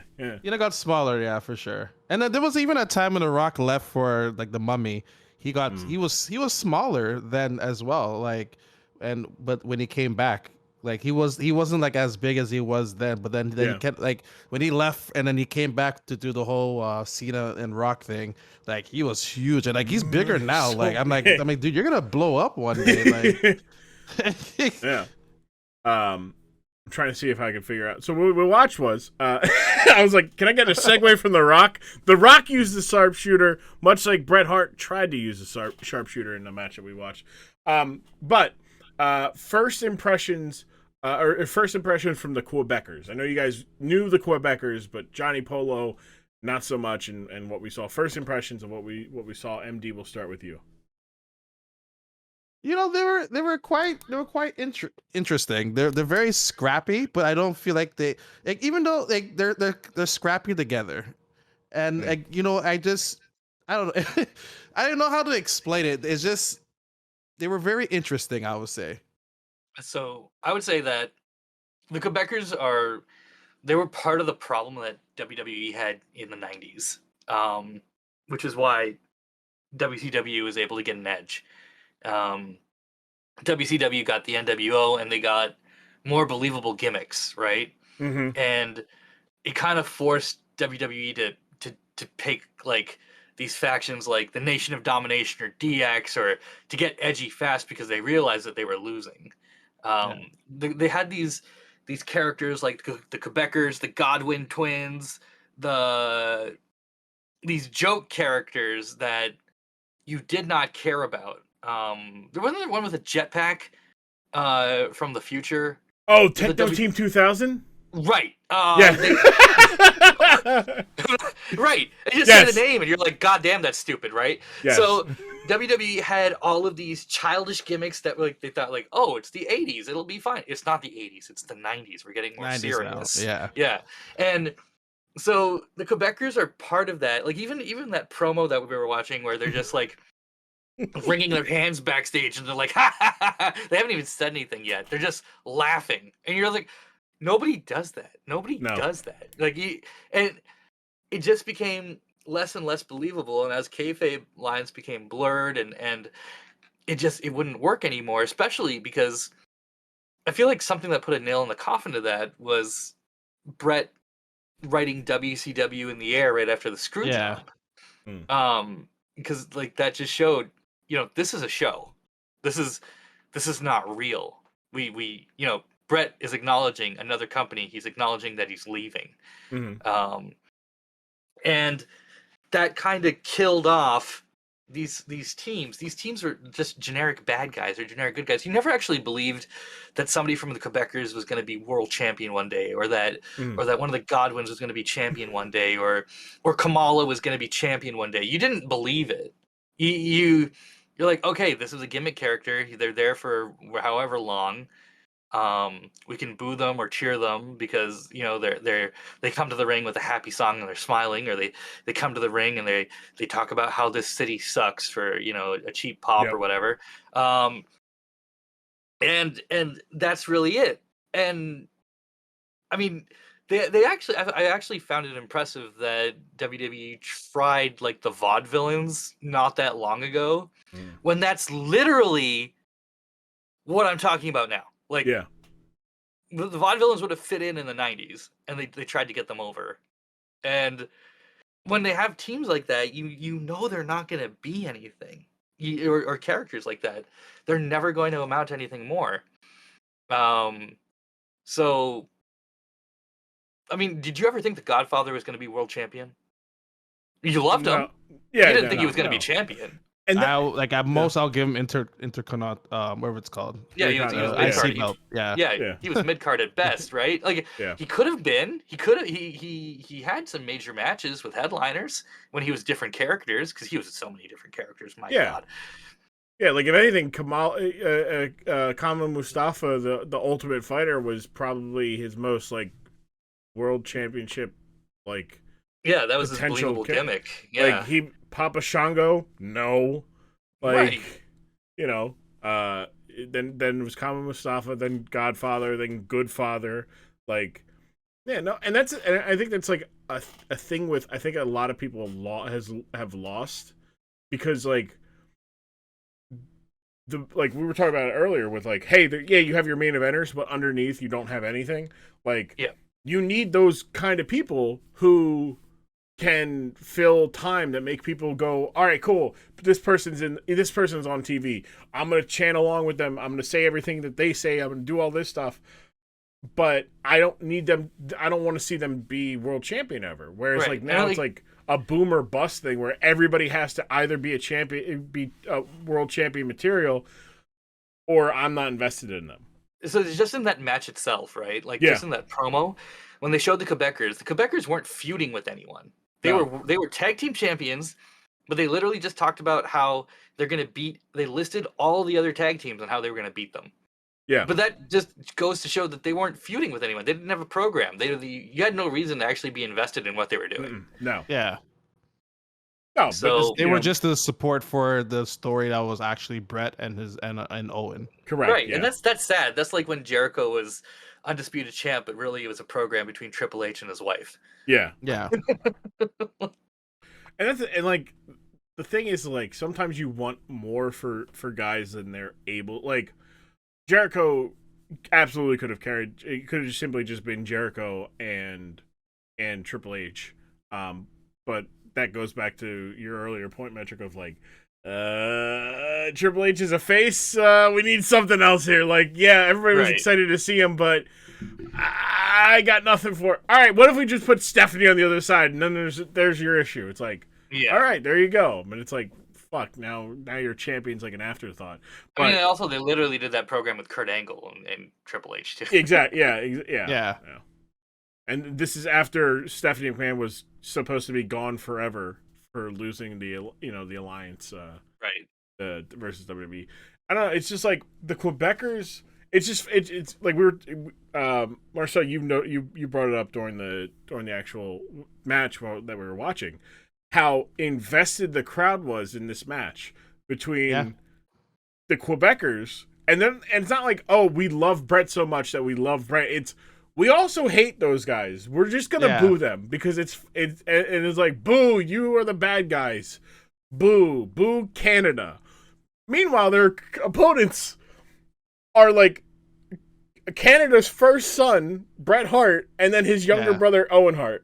But like, it's literally a full out Canadian match going on. But like, you just love Bret Hart so much that you're like, I don't care, boo those two, they suck. And you're like, and then like, I'm pretty sure some fans are like, Canada sucks, but we love you, Bret. And we're like, wait, what? Like, I'm the exception here. Like I don't. You know what? Like, that's just to show like they did what their job was supposed. Like they knew what their role was.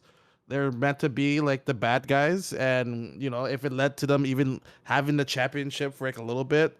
They were like, "Hey, we're just gonna play our role, and like, if it's to elevate someone else, that's fine." Like they just did the role properly. Yeah, that's what. But I feel like in like the Attitude Era, everyone had a good storyline. Like that's the thing. Everyone had a chance. I feel like even Tess had a chance.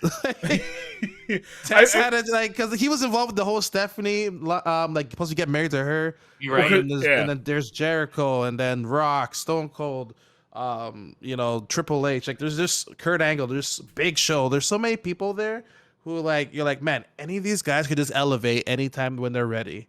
And you're like, what's on the other channel? Well, the problem is the NWO is good for like a few weeks, and then now everyone wants to be a part of it, and no match actually gets finished, and everyone just runs in with NWO shirts on, and nothing gets done. There's like 80 members in an NWO and everything. Yeah, oh yeah, by the end, like the first couple months, I would say the NWO was a perfect booked angle up until like March of 97. So from I guess May of 96 to so almost a full year.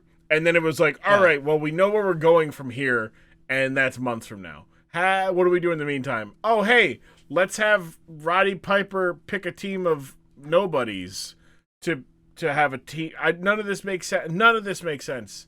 Hey, we're gonna have a 3-team elimination match where if Roddy Piper, if his team wins, he gets a world title shot.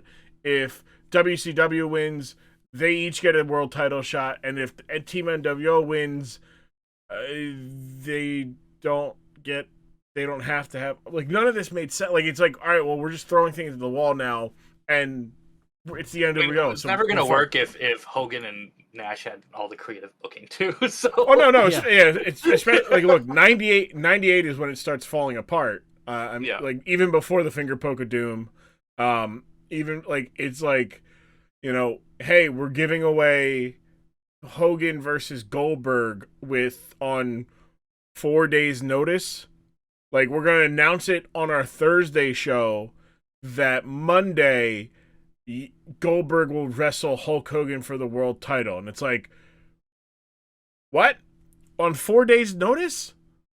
Like, okay, all right. It's supposed to be his 100th win, and it was supposed to, everything was supposed to fall into line. It was supposed to be perfect, and you're like, you didn't build this up for like Starrcade or something. Like, not even like I'm like Bischoff has said this, and you can definitely tell that it became like that even before Bischoff like started really. Halloween Havoc was their, like Bash at the Beach, Halloween Havoc, and Super Brawl were there, and Spring Stampede were their big four. Like, yeah, Starrcade had the history, but once they start going to Las Vegas for Halloween Havoc, and it becomes a big thing, you have Hogan versus Flair. Flair loses, he's retiring, and that's in '94. Like, it became very clear that was one of their tentpole stuff. And Starrcade, it happens, right? Like, Flair comes back in '93. That's cool. But then '94 is this weird, like, WCW versus New Japan tournament thing for no reason. '95 is Hogan versus the Zodiac for the title. Like, it's like, okay, so that can't be your big event when the previous one you had Hogan versus, like, you know, Macho Man, or you had Hogan. Wasn't there a match that Hogan had where he was being hugged to death by Paul White and a giant mummy? Yes. So you go back in the Dork side of the ring, we did it. That was our 2-parter for Halloween, because Halloween fell right in between the 2 weeks. So we did a 2-parter because Halloween Havoc 95, he wrestles the Giant, the Big Show, who at the time was just known as Andre the Giant's son. Like, they were like softly saying it. He had a match with him at the beginning, or like midway through the night, in a sumo monster truck match. So they had a Hulk Hogan monster truck and the giant monster truck that they licensed out for the Monster Jam stuff. And they basically had a sumo match on top of a parking garage. Hulk Hogan wins it. The Giant gets angry and tries to attack Hogan and throw Hogan off of the parking garage, and the Giant ends up going over. And Hogan's like, "Somebody help! That man's dead!" Like it's one of these like I didn't mean to do it. He was trying to kill me. Somebody get help! Like almost kind of dropping that kayfabe of like, okay, that wasn't supposed to happen, right? So he goes back, and then he comes out to the ring. He's wearing cowboy, like snakeskin cowboy boots, black pants, and a black like sleeveless shirt. And he's like, "All right, like I guess I gotta come out here, and they gotta count to 10, because they're like, we haven't found the Giant. They searched the river in Detroit, we couldn't find him." And then the referee's counting. He gets to 6, and then out comes the Giant, perfectly fine, like not a scratch on him. Walks out. They have like a 16-minute match. after he had apparently fallen off of a building, and then he wins. Bear hugs Hogan, and then they bring out the Yeti, and who they've been hyping up the previous weeks as like the biggest monster from the Dungeon of Doom, and the Yeti comes out and he looks like a mummy. He looks like a guy wearing white pants, a white undershirt, and they've just wrapped him in gauze and toilet paper. I mean, this is the same company that came up with the Shockmaster, though, so it's fine. Like, I mean, absolutely, yeah. Expectations are low. So I mean, they also came up with Glacier, which was and RoboCop bending the rubber bars. And another thing we've talked about on the Dork side of the ring. There's a lot of bad things that WCW has done. That is hard. The guy that's always coming out dancing. Disco Inferno? Hold on. Oh, yeah, I was gonna say there's a couple. There was Disco Inferno. There was Alex Wright. The cat. Yeah. The cat, and this is all the origin of the Dork side of the ring. A podcast or a creator I follow, Tyler I am Trill Withers, had a Patreon. I subscribed to it. He had a weekly like AMA Patreon podcast, and a couple people at the same tier I was at they were like, hey, can we come on and like do like a segment? He's like, absolutely, that means less talking for me, this is great. So I go, hey, I have this idea. He was watching Dark Side of the Ring on Vice, which is like the dark version of this, which is like, hey, we're gonna talk about Chris Benoit dying, Owen Hart dying, Jake the Snake Roberts' family being a fucked up family because Grizzly Smith is a pedophile and raped his own daughter. We're gonna do this, that, blah, blah. The Plane Ride from Hell, Brawl for All these things, and I'm like, yeah, there's some really good stuff that's like not heavy at all. Like this is gonna be the lighter side. I'm gonna call it the Dork Side of the Ring, and I get somebody else from the same tier in the community to come on and I show them this. So I started with James Brown, the Godfather of Soul, versus Ernest the Cat Miller, three-time karate champion, in a dance-off. There was, I mean, you think about it too. By the way, it was Alex Wright. That okay, yeah. There was also one dance move. Yeah, hey man, it worked. You know. He actually had some good matches too. He beat Ric Flair. I'm looking at his Titatron video right now, and it's pretty epic. That dance. I'm gonna challenge you, MD. You make that dance an alert. Oh no. There's a third member. So there was Tokyo Magnum, was just a wrestler from New Japan that got like involved with Disco Inferno and Alex Wright, and they just brought him in, and they're like, hey, like he's just like, yeah, dance. He's like, okay, yeah, sure. Like it's the same move over and over. Thinking about this though, do you remember there was a tag team match against Mark Henry and Big Show versus the Usos back before the Usos had mic skills, and it wasn't a tag team match; it was a dance-off. And oh yes, I don't know if it was Mark Henry and Big Show. It might have been Mark Henry and Great Khali, but it was two of the huge guys. Mm-hmm. And it was really bad. They were really bad, but they were the faces, so they went over. The Usos were busting moves. They are slick. They can freaking dance. And they lost because the crowd voted for Mark Henry and whoever he was teamed with. So what did the Usos do? They attacked them. And it was a terrible idea because those guys were huge. Yeah. And they just got the crap knocked out of them. No, it's like it's just the funniest thing. Like when WWE's like, we want to get these people kind of like known and have their personality. Hey, you dance like a goof. Do it. Yes. Like, you got to have like the entertainment side in you, which is like, it's very funny. Right.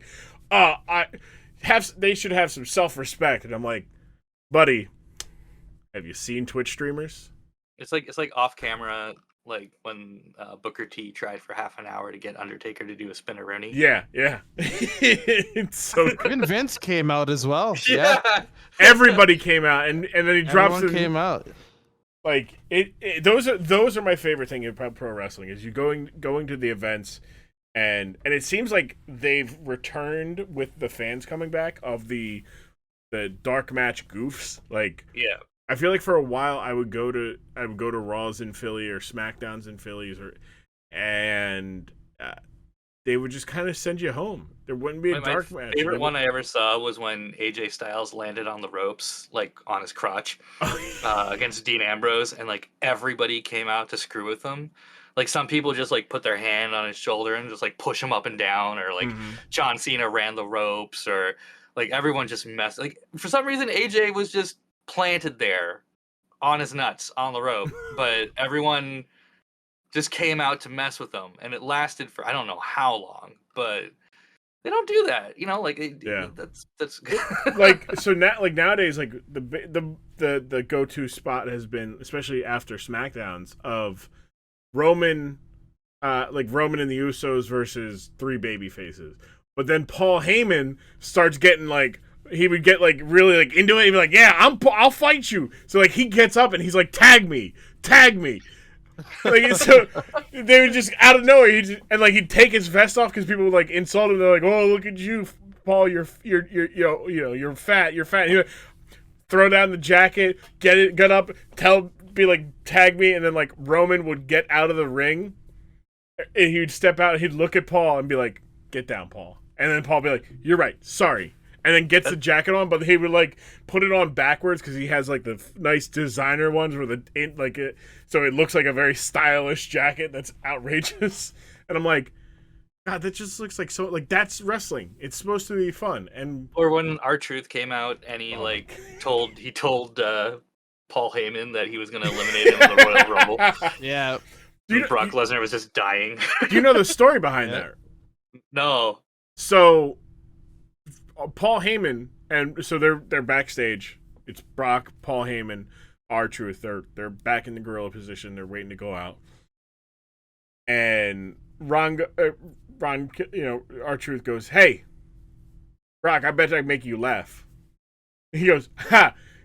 He's like out there because like he's Brock Lesnar. Super serious, right? Super serious, right? He's like, I get you to laugh. And Paul goes, no shot in hell. No way. You are absolutely the funniest person that has ever. You cannot make that man crack unless he wants to laugh, right? Because they're like, "No, Brock, you got to be serious." So he goes out. They do the whole. So it's Brock and Heyman. They're doing the whole Brock Lesnar, and they're doing. Yeah. Then R-Truth's coming because it was for the 2020 Royal Rumble. Brock Lesnar had announced that he was going to enter the Royal Rumble at number 1 as the champion. Was R-Truth the 24/7 around this time? Was it? Yeah. So then he goes up and he's like, "Oh, this and that," and he's like, "I'm going to eliminate the biggest man in the Royal Rumble this year. Paul Heyman, I'm coming after you." And Brock loses his fucking mind. He lost it. I remember seeing that. Yeah. He loses it, says, "That's funny. You're funny." And then immediately F5s him and then looks at the 24/7 title and goes, "I don't want that." And apparently they go back. Paul Heyman gives him $500 for making Brock. He's like, "Look, we didn't have a bet, but like here you go. Like, you made a man who you proved me wrong." But yeah, it's like it's when again going back to it, when you don't take wrestling too serious, you can take it serious. You can be entertained. You can be enthralled by it. You can be disappointed that things don't go the way that you would like them to go from a storyline or match perspective. But like getting upset that a product that you don't need to watch wrestling. If you're not enjoying something, this goes to everything. I mean, we talked about it with Twitch stuff. If you don't like a Twitch stream, you just don't watch it. Like we talk about. I mean, I stopped watching when they did the 2-man power trip or 2-man ego trip or whatever. Because it was Triple H, Stone Cold, Kane, and The Undertaker. Same 4 guys every night just beating the crap out of each other, and I got tired of it, and I just stopped watching. Yeah. And I like that's probably a controversial take because a lot of people loved it, but for me, I was like, I've seen this match already. I've seen this Yeah. match already. I've seen this match already. And the two problems was it was the same four guys doing the main event, but it also tied up the tag team championships, the IC title, and the championship title in Yep. the same like bracket. And so it just gave mobility to no one else. And that sucked for me, right? So I don't know if anyone else ever felt like that, but No, like, there's been times where I'm like, eh.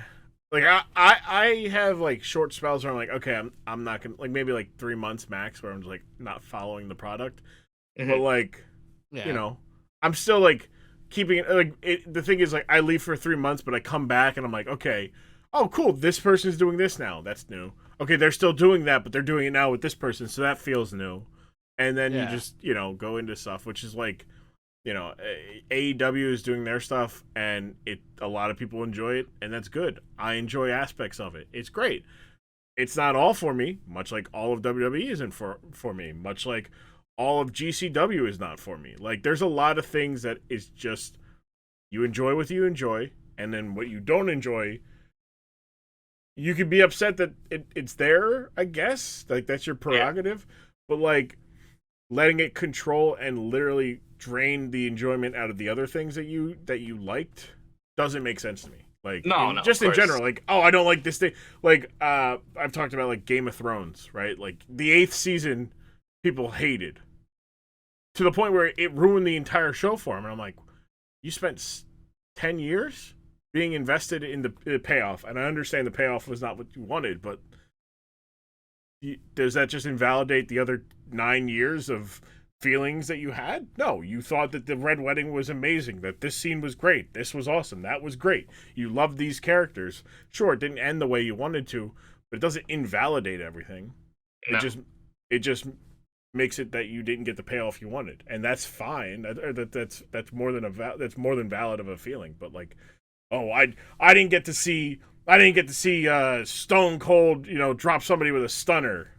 So the entire show, the entire 2 hours is ruined.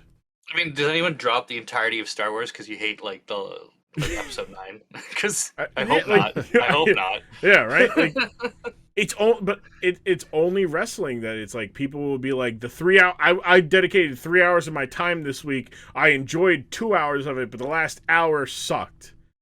It's like, okay, well, the last hour was 2 things really. So I mean, the other thing is that like it's a lot of moving parts to a show. Yeah. Right. Oh, like, absolutely. There's so many different characters and stuff. Like, there's not too many. Like, a soap opera will have a bunch of characters in different arcs and stuff, but they won't have it to the same degree that, because I know I've watched enough soap operas with my mom, so I've seen enough of like, you know, they'll have like maybe 12 characters an episode at best. But like there'll be other people with active storylines that won't be in that episode. You'll be like, well, where are they right now? I don't know, right? Like WWE or AEW or like these promotions, they'll straight up try to get everyone to progress through the week, or at least enough to the next pay-per-view so that, you know, they have motion, right? Like, yeah. The only problem is that you know when somebody's not long for the company because they just have them spinning their wheels.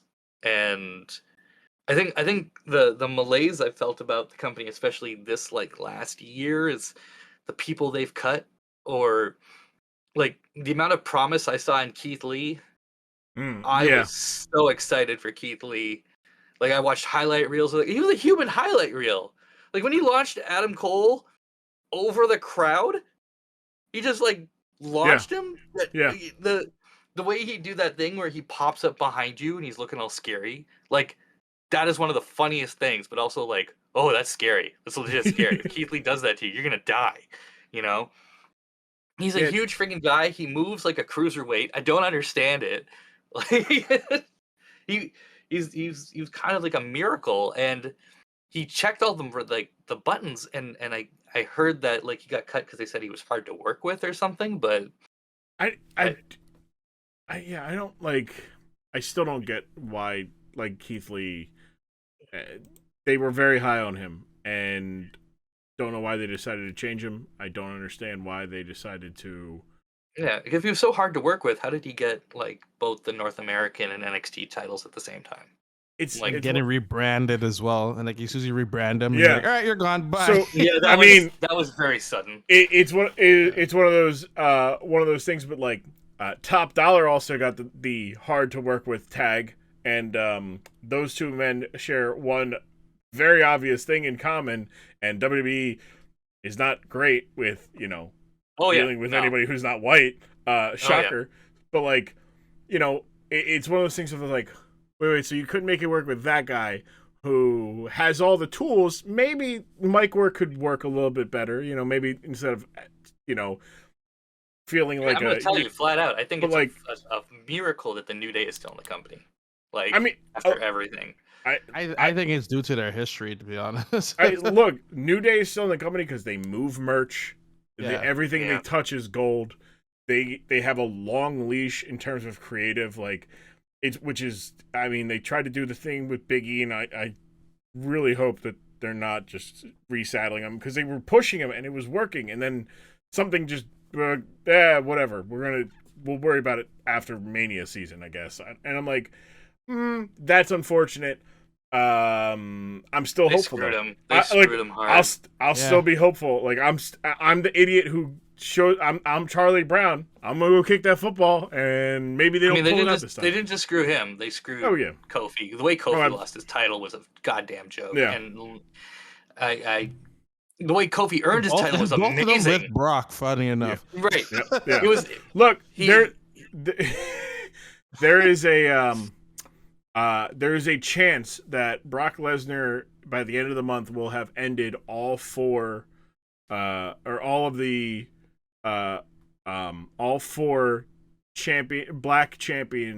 WWE championship holders reigns. Because he beat The Rock for the title, he beat Kofi for the title, he beat Big E for the title, and he's in the chamber against Bobby Lashley in an elimination chamber. You think he's just mad that Alistair Overeem beat him up?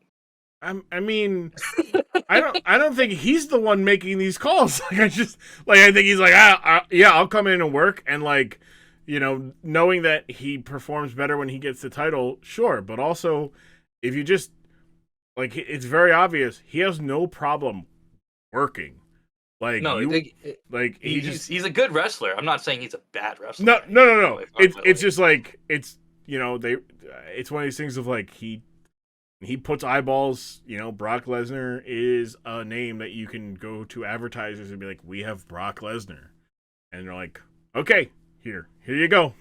Yeah, like, nobody looks like him. Nobody moves like he and throws people like. There's so many things that like pro wrestling fans do not understand about what WWE's doing. And he's one of the few people who's ever buried Cena, and I've always thought that was hilarious. So fun. Yeah. So repeatedly, he's buried Cena repeatedly. Yeah. Like, Birth of Suplex City. Yeah. Was it 16 suplexes? You're not getting up from that. 16 You're suplexes. not getting up from that. How did Cena even get up for like the first 15 times? I mean, I don't get that. That's a man who broke his neck and was like back in 6 months. So yeah, see, it doesn't make any sense. No, he's not human. He's not human. Also, Peacemaker, I hear, is great. I have not watched it yet, but I need to. I want to watch it. Yeah.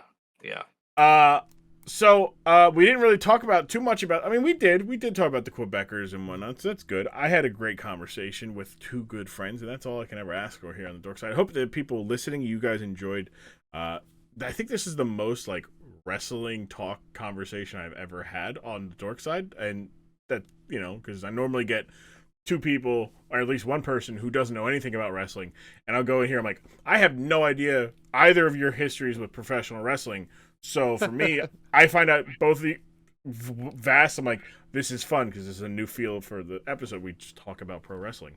I'll see if I can dig it up for you. You remember the Pro Wrestling Buddies? Pro Wrestling Buddy. The stuffed wrestlers. Yeah. I have somewhere. I have a Ted DiBiase $1 Million Man. Pro Really? Wrestling Buddy. Yeah. Wow. If I think it's at my mom's house. If I find it, and I'll get it cleaned and everything, and make it nice for you. I'll send it over to you so you can have it. I mean, I will not be against that because I don't know many people who got the Ted DiBiase one. I know a lot of people who had Hulk Hogan, a lot of people who had Goldberg, Stone Cold, Sting. some Yeah, mine's Ultimate from Warrior. like 1990. Yeah. 1990, I think. Something Like it was like way that, back yeah. then. Yeah, that's wow. Yeah, It's I a know. relic. Yeah, it really is. But yeah, wow. All right, but this, like I said, it's cool. It was a lot of fun because normally I might get like at best I get somebody who is as much of a fan as me or knows things like me. So it's like, all right, cool. Like, you know, me and that person can have a conversation, but we leave our third person just going like, what the fuck are they talking about? At least like this one, we're like, hey, like, yeah. Fuck, they did Jericho dirty. Yeah, they did. You know who else they did dirty? They did Samoa Joe dirty. You know who else they did dirty? Like, just going, it's like, you know, it's like, all right, good. We all understand what we're watching and whatnot. I'm glad, though, that said, I was able to find something that was able to slip the cracks, that being Johnny Polo, who would have known. But yeah. Yeah, that I learned a thing today. I gotta say. Yeah. Yeah, that's good. As long as you learn one thing when you listen to Dork Side of the Ring. So we'll do lasting impressions here with the Quebecers. We'll start with you, Marcel. Lasting impression from the Quebecers and what you saw today. Like I said, they just know what their role was. Like they're out there to be the bad guys, and they did a good job for it. You know, so I have nothing like against it. Like, oh, they suck, they're terrible. Like they were out there to help elevate the show, and like people have to remember that. Like if you're like, why are these people out here, or why do they have the championship? Like maybe they're there for another reason, and like that they understood they understood the assignment in a way. You know, so. I would say that they did the thing. They did the classic tag team gimmick of they both dressed the same to the point where you couldn't really tell who was who. And I kind of missed that in tag teams because they don't really do that anymore unless it's a jobber tag team. You don't really see it. I mean, it's really hard for you to get over when both of you look and dress the same. I don't know how the Hardy Boys ever pulled that off, but they pulled it off. So Yeah, that's some of the more interesting, or like it's an observation I don't really think about too often, which is the like how do these guys like you can't tell these guys apart, and they're not like that like great on their own, either one of them. So like, are they better together? If they are, why? Because I mean, the Hardy Boys got over because they were willing to jump off things. they were willing to die. Yeah. Like, they were willing to die. I always remember like their promo videos of them like jumping off their roof and they're like, yeah, we were just from some guys from I think like from Carolina or something like that. Yeah, and North Carolina. They're just like, yeah, we'll just jump off of buildings and like in our back of like when we were growing up, this is what we just do them, and we were like, these guys are nuts. Like I'm going to see these guys and everything. Oh, and then I do have some trivia, by the way. Oh, okay. Before we go, Adam Copeland, Edge. Yes. He went to my high school. Hey. Like in his like origin DVD from WWE, Yeah. like they show my high school. Yeah, he was voted most likely to become WWE champ. I guess I don't know, but like that family is actually a pretty big deal in my hometown. So yeah, So I were never you- actually met the guy, but So did they vote you most likely to be WWE champion as well, Metric? So I think they voted me most likely to still be the only brown kid who went to that school.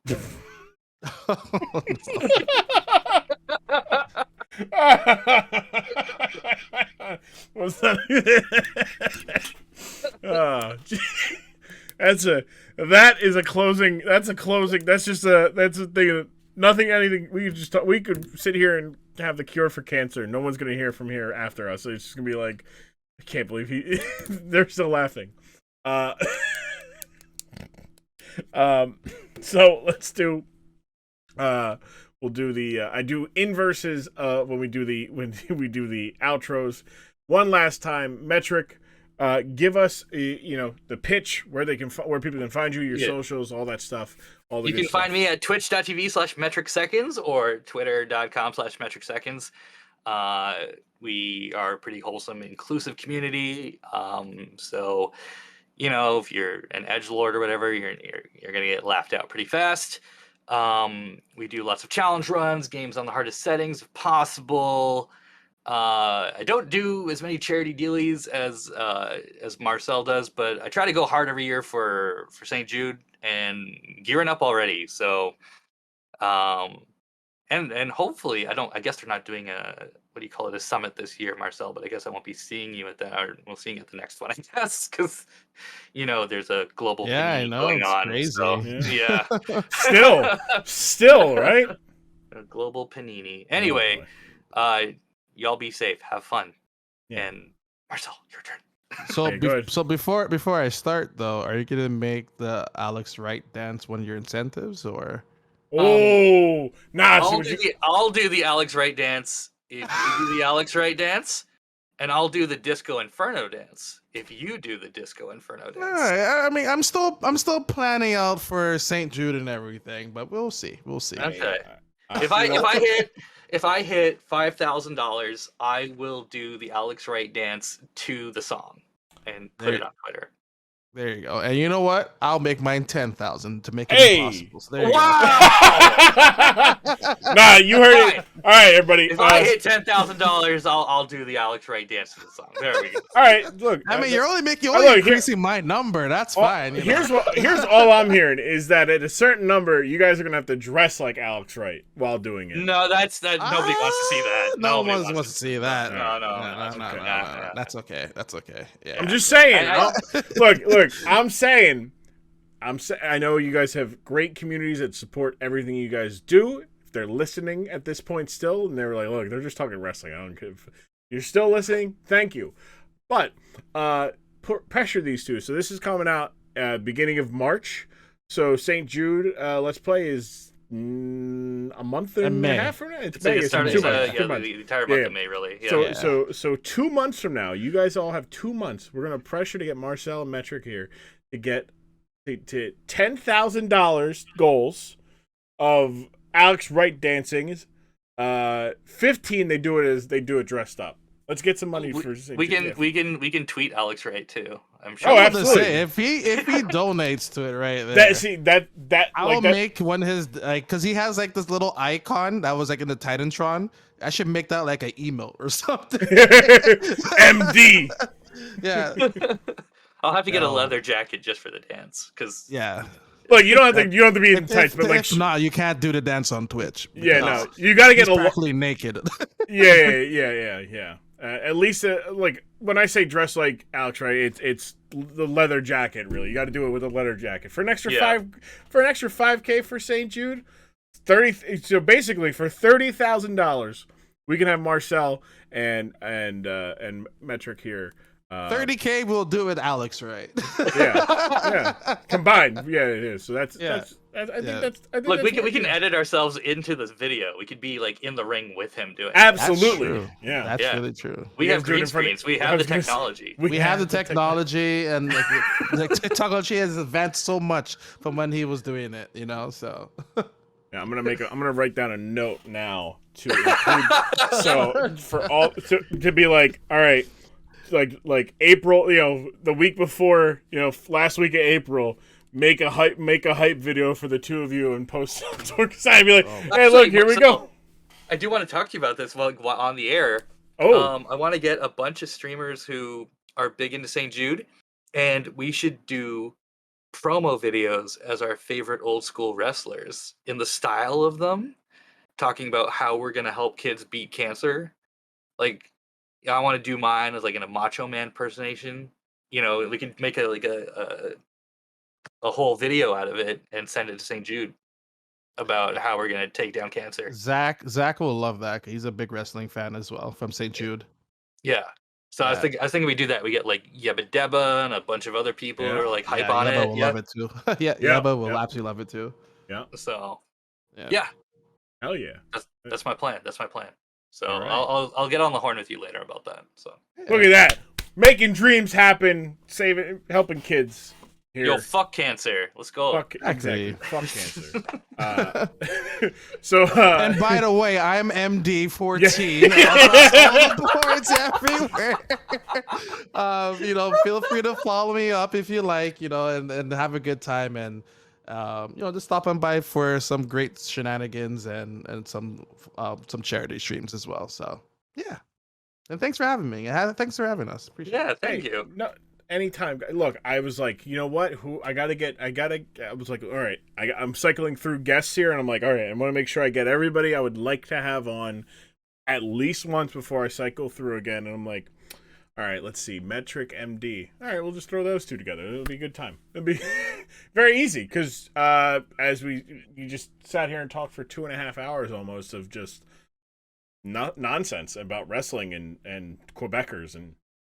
I mean, 2.5 hours of nonsense is like, I do 8 hours of nonsense a night stream, so it's about normal. Okay, yeah, it's like, oh, it's Metric's day off, so yeah, it's no skin off my back. Come on, I can do this. I can do this 2.5 nonsense hours. for a living, Yeah. Yeah, And that's the other thing. You get quote unquote properly trained, aka trained by fire, trial by fire, streamers. But yes, go follow MD14 on all the socials, MetricSeconds on the socials as well. Good people. Thank you guys for coming on. It was a blast, and I cannot wait to have you on again. Yeah. anytime. Thank you, MD and MetricSeconds, again for coming on and being fantastic guests here on the Dork Side of the Ring podcast. Again, follow them, MD14 and MetricSeconds. Good, great human beings who are fantastic and entertaining content creators.